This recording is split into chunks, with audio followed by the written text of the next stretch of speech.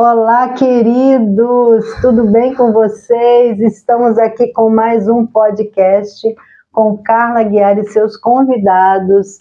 Nós estamos conversando sobre a saúde emocional, a saúde mental do professor. Estamos vivendo tempos difíceis, que diversas situações complicadas têm acontecido na sala de aula. E eu estou aqui com o meu convidado, o Fábio Macedo. Ele é psicanalista, ele vai se apresentar, ele tem curso, e nós vamos conversar sobre quais os comprometimentos, né, do cérebro perante a psicanálise, o que acontece, o que está acontecendo com o cérebro do educador, que tantos educadores ficando doentes. Esse é um assunto importantíssimo, porque esse assunto se refere a todos nós. Nós temos filhos, nós temos netos. Isso não acontece só no colégio público, né, Fábio? Isso acontece também nas escolas particulares. E a gente está falando de ser humano que educa. Como uma pessoa pode trabalhar o desenvolvimento da educação com qualidade, de maneira que a sala fique uma coisa muito legal, se o professor está ficando doente. Esse é um assunto, Fábio, que me preocupa muito, porque você pensa quantos milhares de crianças vão à escola todo dia e em que ambiente essas crianças estão se desenvolvendo. Primeiro você se apresenta, fala o que você tem feito. Bacana. E aí a gente vai começar as perguntas. Então, eu sou Fábio Macedo, quero agradecer o seu convite, Carla Aguiar, para estar aqui com você, falando de um tema tão importante, de tanta relevância para os nossos dias. Quero agradecer a audiência dos nossos web espectadores. Obrigado você que nos assiste nesse podcast. E o importante é a gente levantar essas questões, porque à medida que a gente fala desse tema, a gente conscientiza as pessoas. Sim. E eu, como profissional tanto da educação quanto da área de saúde mental, percebo o quanto esse tema é importante. Hoje eu trabalho como terapeuta e também como professor. Então, eu tanto atendo pessoas que sofrem das diversas questões mentais que acometem a nossa sociedade nesse tempo, quanto estou dentro da sala de aula.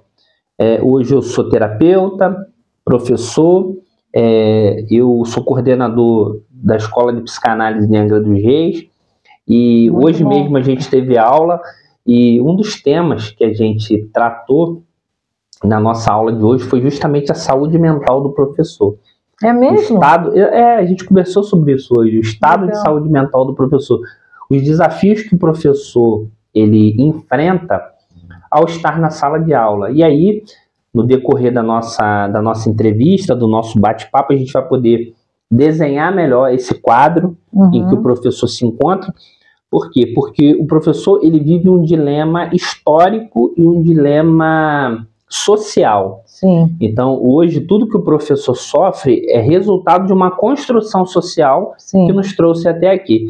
Então, como alguém que fala sobre sociedade, pós-modernidade, educação, neurociência e saúde mental, é muito importante a gente entender que toda essa dinâmica em que o professor está inserido, ela esbarra em várias coisas, né? Então, eu creio que hoje vai ser uma conversa muito boa, uma conversa muito proveitosa que vai acrescentar muito na vida dos nossos web espectadores. E olha só, gente, você tem um amigo que é professor, a professora da sua filha, a professora do seu neto, manda este vídeo, compartilha nos grupos de WhatsApp de professores, porque esse assunto é muito relevante. Nós temos tido muitas notícias, cada dia eu fico mais preocupada, cada dia mais absurdo, criança pequena agredindo professores, adolescentes agindo com violência contra professor, e infelizmente eu já vivi isso em 2003, a gente está em 2025. Sim. E eu recebi uma mordida no seio de uma criança de 4 anos. E essa situação na sala de aula me alertou para eu começar a fazer uma pesquisa sobre a questão da violência na sala de aula. E aí eu desenvolvi projeto, visitei as casas das crianças para poder entender o que está acontecendo. Mas, Fábio, eu queria te fazer uma pergunta. Qual é o comprometimento mental do professor de acordo com a psicanálise com tudo isso que ele tem vivido? Esse estresse que ele tem vivido diariamente, esse estado de alerta, né? Eu conversei ontem com um futuro pedagogo, né, que vai entrar na sala de aula, ele quer ser professor, e eu estava falando, né, sobre essa questão da violência, sobre essa questão da dificuldade de manter a disciplina, e ele falou assim, meu Deus, o que me espera na sala de aula? E é engraçado que as faculdades não estão tratando esse assunto, eles não têm isso como disciplina para meio que se preparar mesmo para enfrentar, né? Então, assim, eu creio que eles deveriam ter esse preparo emocional para entrar na sala de aula. Mas, assim, como é que fica, de acordo com Freud, de acordo com a psicanálise, essa situação mental do professor? Como que você vê essa situação? Então, a partir da neuropsicanálise, a gente pode dizer que há um desequilíbrio neuroquímico.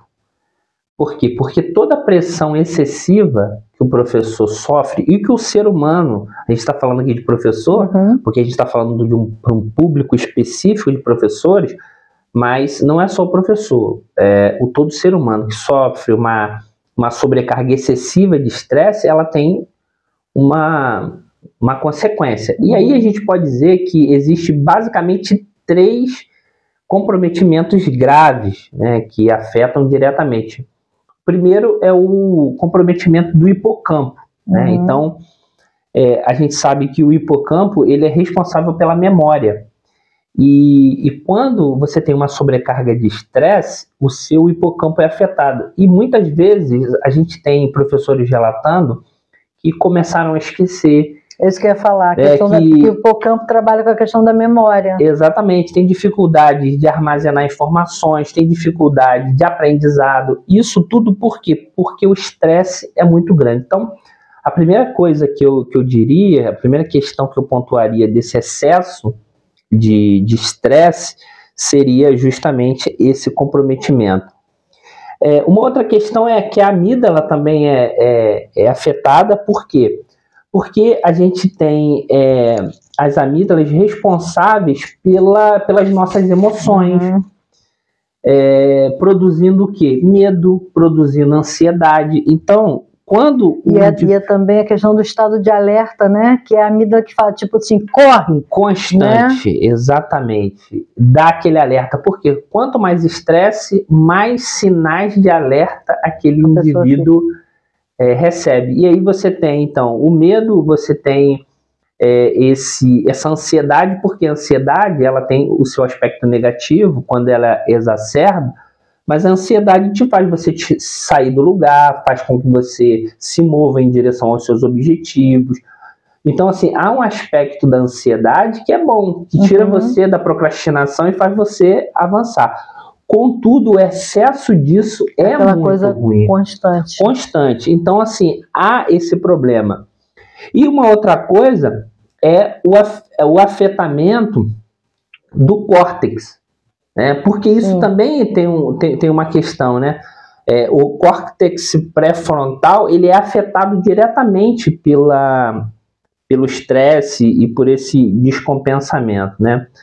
E aí a gente tem também os nossos raciocínios, a gente tem a nossa falta de atenção, a nossa capacidade de planejar, tudo isso fica muito comprometido. Então, basicamente, eu diria que essas 3 questões são questões muito importantes e que afetam diretamente o indivíduo. E aí a gente tem várias consequências, né?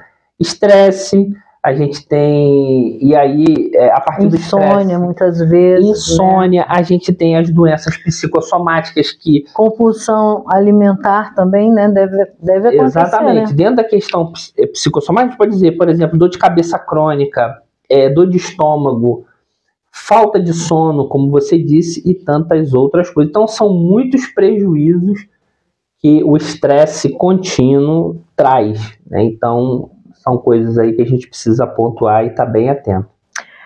E aí o que eu fico pensando? O professor, ele é afetado com aquilo que ele recebe na sala de aula, né? Ele é afetado pela indisciplina, pela violência dos alunos, mas ele também recebe essa carga ao ver as crianças nessa situação. Então, é uma dupla carga, né? Então, assim, como é que a gente pode, né, pensar junto na questão da psicanálise também como está essa saúde mental desses alunos, né, Fábio? Sim. E com isso também acarreta a preocupação desse professor para com as suas crianças, né?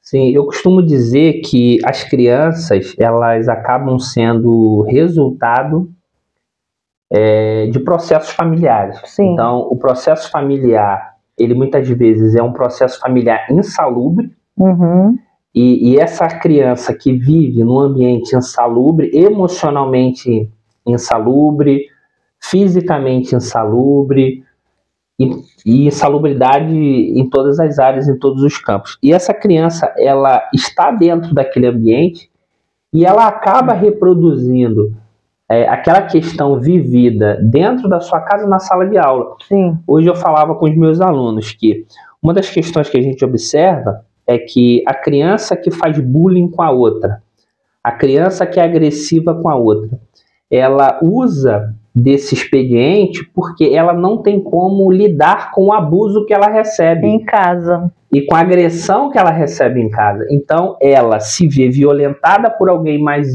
velho, violentada, e quando eu falo a violência, eu digo violência verbal, psicológica e etc, e às vezes outros tipos de violência, mas ela, de alguma forma, quando ela chega na escola, ela usa do bullying para poder humilhar e reproduzir a humilhação que ela sofre. É como se fosse um escape. É, né? O escape da criança. E aí eu digo, Fábio, sempre eu converso isso muito com os professores, que nenhuma criança nasce violenta.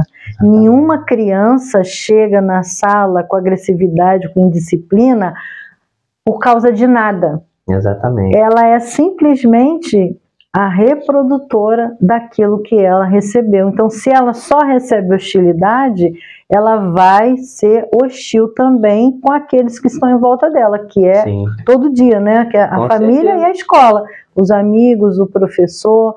E é um nó, gente, é um nó tão grande que você pensa, né? Eu conversando com alguns professores, eles já sofrem por antecipação, porque amanhã, por exemplo, é segunda-feira, e é o dia que eles têm que entrar para a sala de aula, então já começa a dar angústia, né? E para quem já está somatizando, já começa a ir para o físico também, taquicardíaca, respiração curta, Exatamente. Até rouquidão emocional. Antes de eu te fazer a próxima pergunta, eu vivi uma situação, né, na última turma que eu peguei de educação infantil, e eu comecei a reparar que eu estava ficando rouca, né, num ambiente barulhento, que eu tinha que cantar e exercer a voz o tempo todo.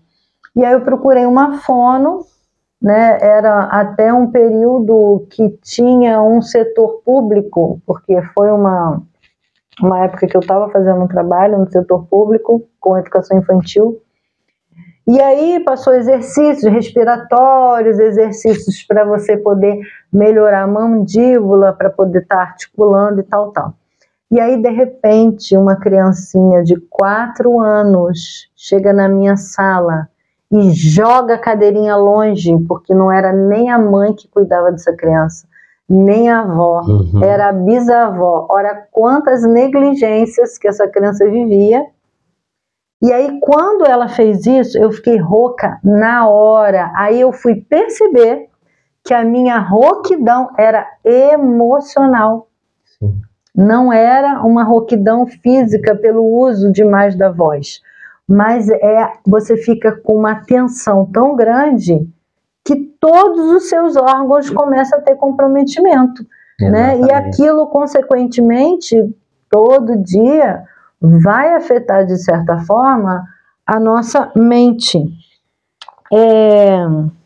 Agora tem uma outra questão também, Fábio, que a gente vê muito, tanto em colégio público quanto em colégio particular, a questão do ambiente, da gerência dessa escola ser uma escola muitas vezes hostil e negligente para com os professores. E aí eu dizia que é uma violência institucional, muitas vezes de toda a estrutura para com a criança, mas também para com o professor, porque hoje em dia está tendo uma carga muito maior, responsabilidades que o professor não tinha, como colocar nota em plataforma da educação, era sempre um secretário na escola, né? Até 2014 eu estava pedagoga e o professor não tinha essa tarefa.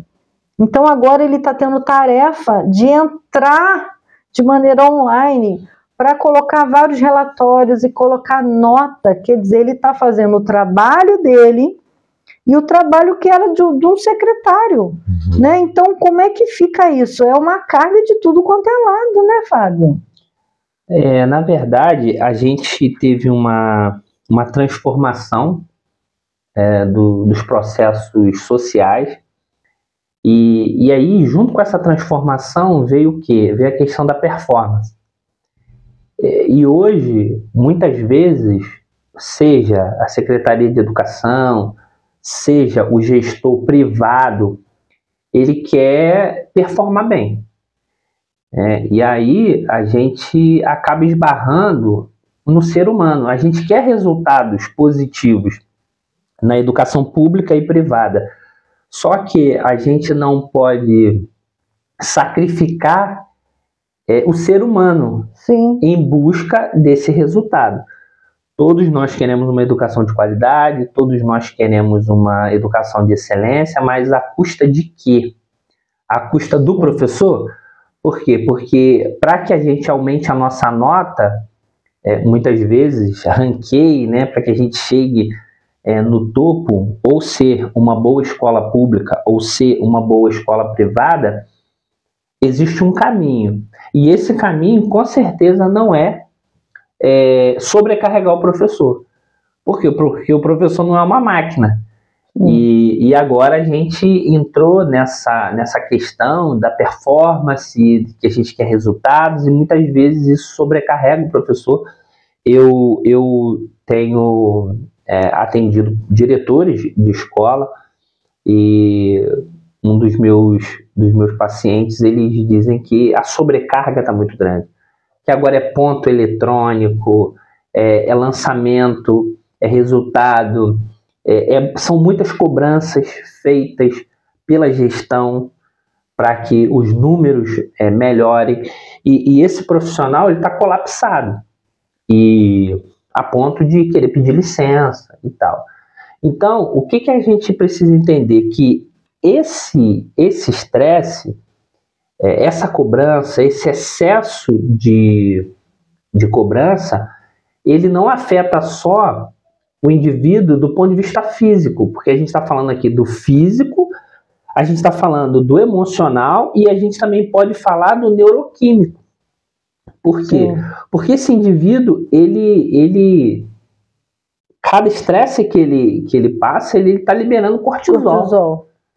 E aí a gente tem vários efeitos disso, né? E aí o indivíduo ele vai ficando para baixo, ele vai ficando desmotivado, vai ficando depressivo.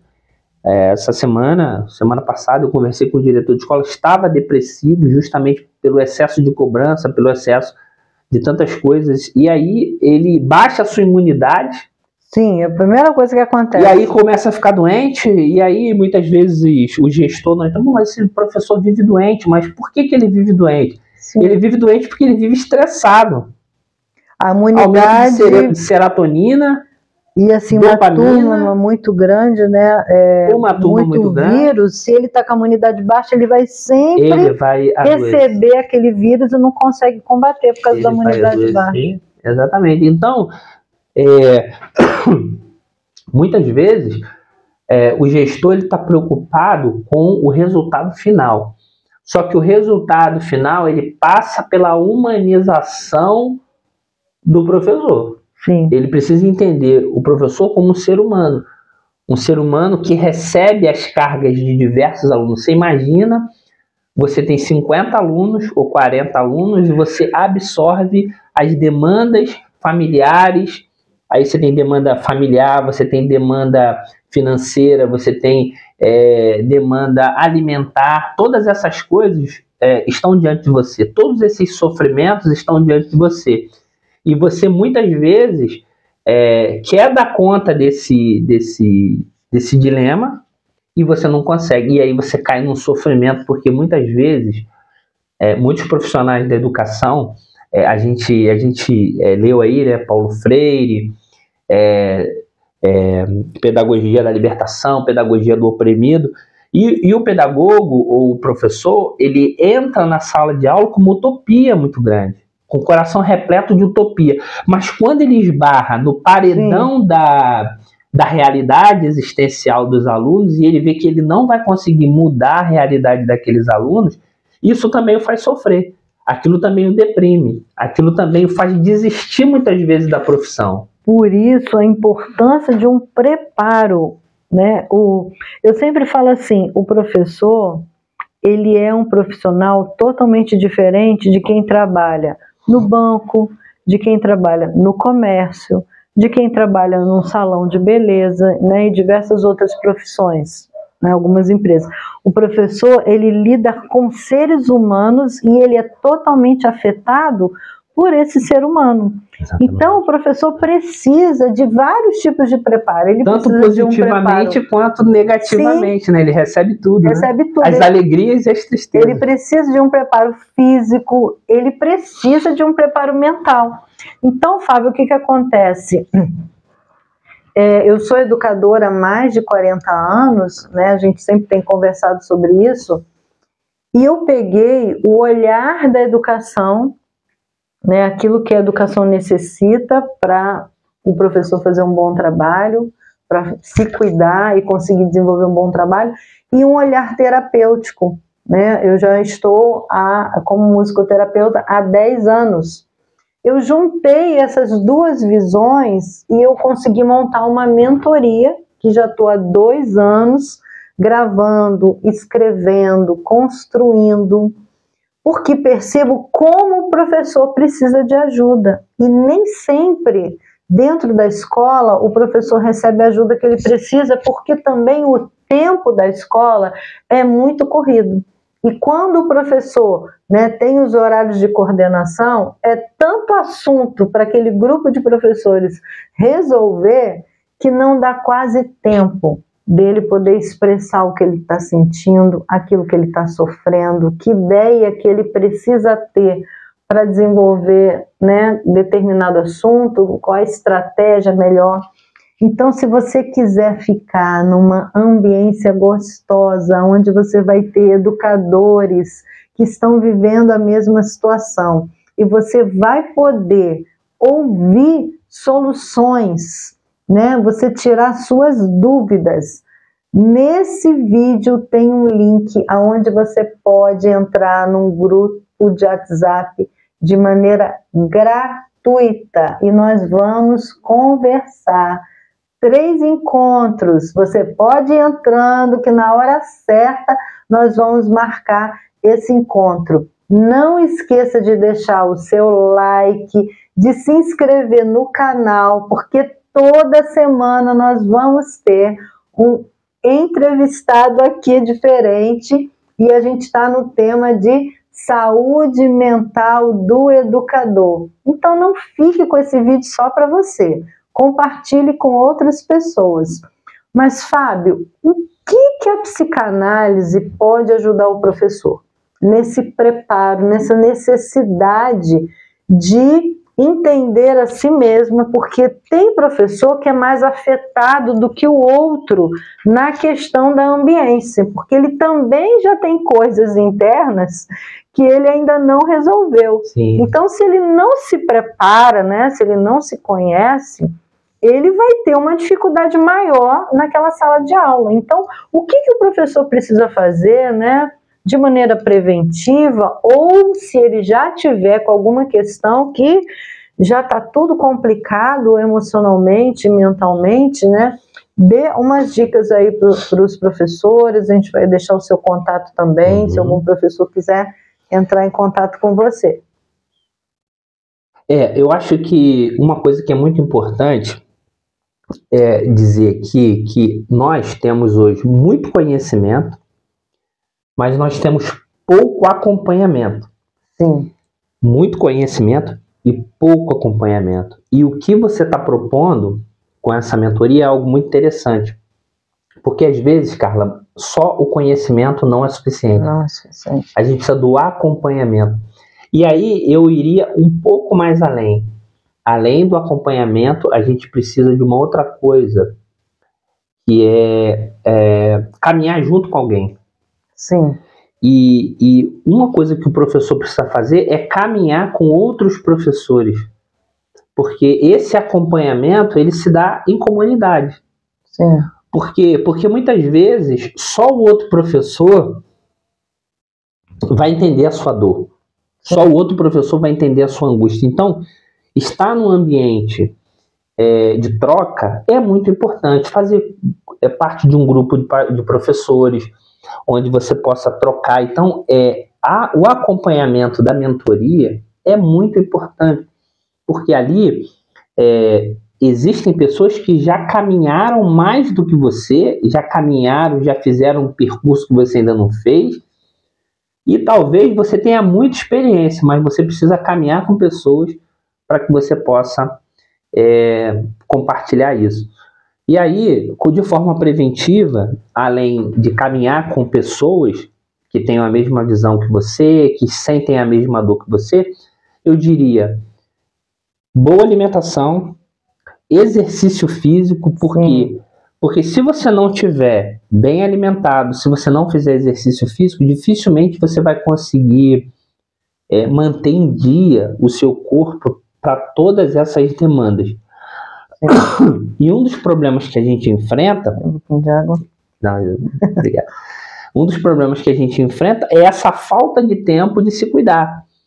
A falta de tempo para preparar uma alimentação de qualidade. Então eu diria para os professores que estão nos ouvindo, invista na sua alimentação, invista no seu exercício físico e invista no seu lazer. O professor precisa de lazer. Às vezes a gente fica naquele corre-corre, de casa para o trabalho, do trabalho para casa. Nos meus atendimentos, eu costumo fazer uma roda da vida. E nessa roda da vida eu identifico o que está faltando. E é incrível como muitas vezes o que falta é justamente essa qualidade de vida, essa socialização, sair, ir numa praia, ir no shopping, sair com a família. Isso é muito importante. Isso de forma preventiva. Agora, digamos que você já esteja num quadro difícil. Você precisa procurar urgentemente uma ajuda terapêutica. Sim. Por quê? Porque a ajuda terapêutica, ela vai fazer que efeito na sua vida? Ela vai fazer com que você abra o seu coração, que você abra a sua vida num espaço seguro. Por quê? No ambiente terapêutico, você não está ali para ser julgado. Ninguém vai te julgar. Sim.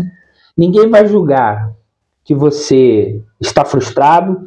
Ninguém vai julgar que você quer jogar a toalha.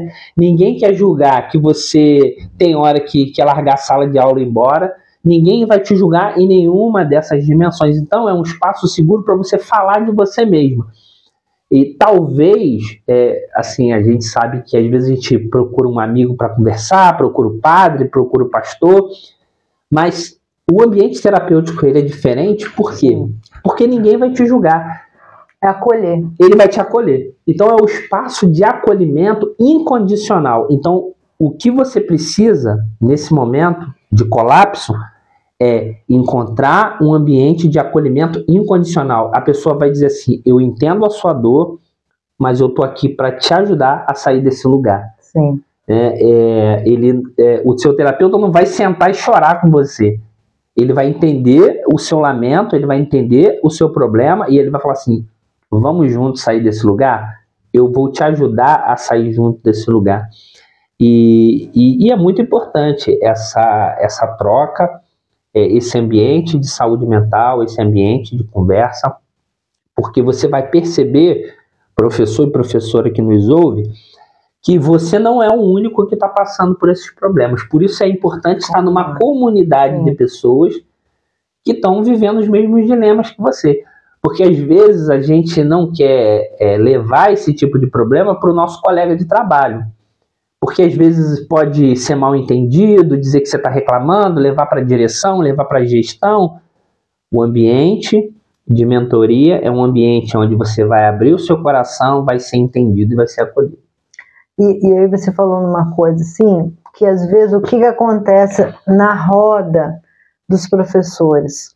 Um se lamenta, o outro se lamenta, o outro chora. Exatamente. Então fica às vezes um círculo de lamento e de choro pessimismo, e de pessimismo. Sem rota de fuga, sem saída. E não vê solução. Então, a minha preocupação enquanto esses nossos encontros online, esses nossos vídeos de podcast, é para poder mostrar para você, professor, que tem solução. Tem solução.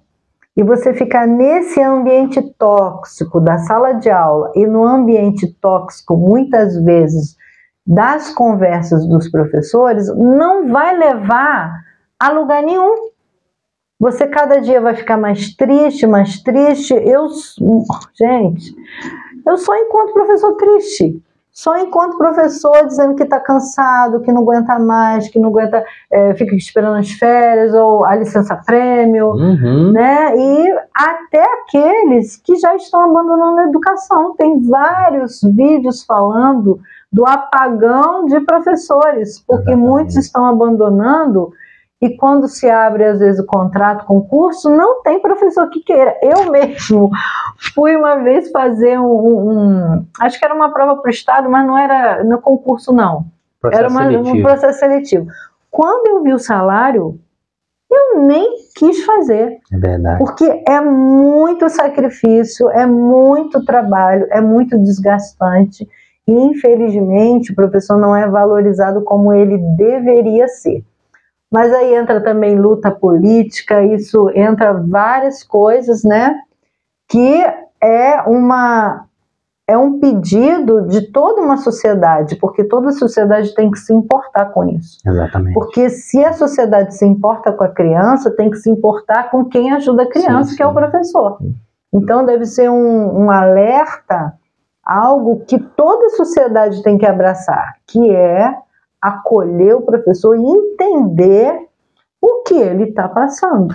É porque a gente tem porque muitas vezes o pai só quer reclamar também, né? Mas não entende também o lado do professor, né? É porque a gente está num lugar assim, quem cuida de quem cuida. Pois é. E a gente não tem essa referência. É interessante que a gente essa visão, né? Essa responsabilidade de se preocupar com isso.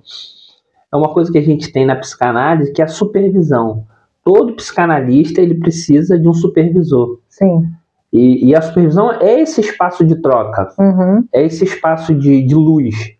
É uma outra pessoa que tem um olhar, uma perspectiva diferente a respeito do mesmo problema. Sim. Mas sempre com uma rota de fuga, sempre com uma visão e uma visão de acolhimento e de suporte. E muitas vezes o professor ele está exposto a toda essa demanda e ele não tem quem cuide dele. Quem cuida dele? Ele está, muitas vezes, lançado às feras. De quem é a responsabilidade de cuidar do professor no serviço público? Exatamente. De quem é a responsabilidade de cuidar do professor de uma escola particular? A escola. Entendeu? E então, aí, quantas rodas de conversa a gente tem com relação de acolhimento de professor, acompanhamento psicossocial do professor, nós temos, seja na rede pública ou na rede privada. A gente se reúne com os professores só para falar de metas e de resultados, ou a gente se reúne com o professor para saber como que está o coração dele? De como ele está lidando com um aluno que foi abusado e que relatou para ele, um aluno que passa fome, um aluno que foi espancado. Ele lida com o drama humano. Ele é como alguém que abriu um bueiro e não tem ferramentas para mexer naquele bueiro. E você sabe que essa semana, conversando com outra pessoa que a gente vai entrevistar, né? E ele estava dizendo que ele teve um colega que o problema desse colega não era a dificuldade de lidar com a sala de aula, nem com a autoridade na questão de disciplina, mas esse colega, ele sofria ao ver um aluno que não tinha o que comer dentro de casa, ou que estava passando por algum tipo de violência. Ele abandonou o trabalho, porque ele não aguentou a pressão de ver um aluno sofrer, porque ele não teve isso. E infelizmente a escola não tem, né? Quando eu digo a escola, eu digo o aparato público mesmo. Sim. Né? O apoio daquela criança que está passando por sofrimento emocional ou às vezes alimentar, né? Quem escuta a criança no sofrimento da criança na escola? Então são várias questões que afetam o professor, né? Quem é professor sofre com isso. Sim. Né? Eu trabalhei de 84 a 2003 com turmas, então eu sei perfeitamente o que o professor passa ao ver uma criança em determinadas situações. Então, gente, nós vamos agora partir para as considerações finais. Eu já quero agradecer você por ter vindo, muito obrigada, ter abrilhantado aqui os nossos encontros, né, trazendo essa visão psicanalista. E que você seja instrumento de Deus para ajudar professores e pessoas, né, que estão precisando de ajuda. Suas considerações? Então, quero dizer para os professores que quando a gente sai da faculdade, a gente sai com o coração cheio de sonhos, a gente sai cheio de utopias. E às vezes a gente esmurece diante da incapacidade de mudar a realidade das pessoas, porque uma das coisas que o professor mais deseja é mudar a realidade das pessoas.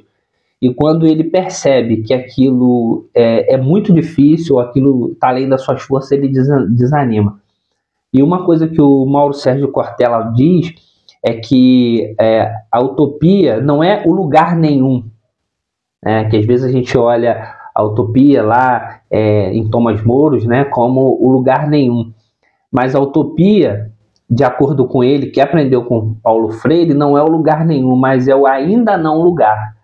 E a gente precisa olhar para a utopia, para esse desejo de transformação, não de forma piegas ou de forma um otimismo tolo, como diz Ariano Suassuna, mas que a gente olhe para a construção que existe dentro disso. Então, o ainda não lugar, né? Ainda a gente tem algo a fazer, ainda temos algo a construir, ainda há algo a ser feito, que ainda não foi feito plenamente. Para chegar, né?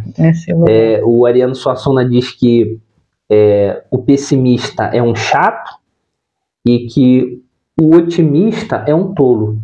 E que, na verdade, nós precisamos ser um realista esperançoso. E que os professores que nos ouvem hoje sejam realistas esperançosos. Aqueles que nutrem a esperança, mas de forma realista e construam isso e trabalhem por isso todos os dias. Eu quero falar com você, professor. Não deixe para amanhã o que você pode fazer hoje. Cada um tem o seu limite e o corpo, a mente, ele dá sinais, como o Fábio falou, né? Você começa a ter uma dificuldade de memória, você precisa de usar o seu córtex frontal para tomar uma decisão, para julgar, e você fica sem ação, você começa a ter pequenos apagões. Isso tudo são sinais E aí muitos professores falam assim, deixa pra lá, não vou não.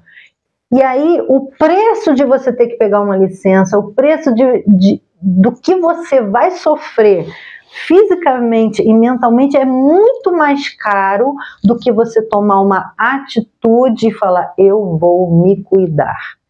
Então, a nossa proposta aqui, né, é que você se cuide, que você procure ajuda num terapeuta, que você procure ajuda nessa ambiência para buscar soluções, né? Uma vez eu fui dar uma palestra numa escola e a gente foi falar sobre a questão da violência e a necessidade do professor mudar de postura, mudar até na maneira de trabalhar mediante aquela violência. E aí eu falei, vocês têm duas soluções.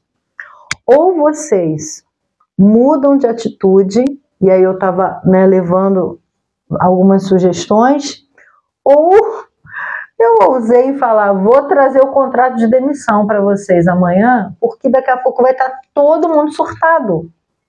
Porque nós precisamos encontrar caminhos para poder a gente se cuidar e mudar a estratégia para acolher aquele aluno também. Então, gente, eu quero agradecer vocês pelo tempo que vocês ficaram aqui. Comente, coloque seus comentários, pode colocar suas perguntas. Nós vamos estar respondendo nos podcasts seguintes e até trazendo temas que vocês estão querendo também ouvir nessa questão do universo da educação e do professor. Coloque nos seus grupos de WhatsApp. Nosso coração está muito alegre por esse encontro, por esse podcast, e na semana que vem tem mais. Nossos encontros são às terças-feiras, nós estamos a cada terça-feira lançando um podcast novo. E muito obrigado pela sua presença. Até o próximo encontro, podcast com Carla Guiar, investindo na infância, investindo na educação, investindo no professor.